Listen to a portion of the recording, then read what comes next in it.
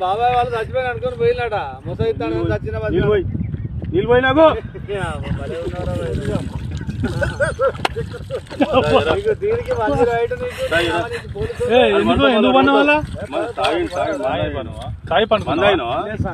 ఎందుకు అనుకున్న వాళ్ళ ఈ చల్లదనానికి ఎండకు చేయలేక కన్నీకి ఓడిపోయి వచ్చిన కన్నీకి పొయ్యి ఓడిపోయి వచ్చిన గెలవలేక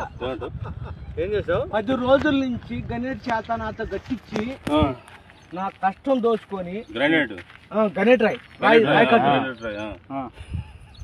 నాకు అంటే డబ్బులు ఇచ్చారు కానీ క్షమ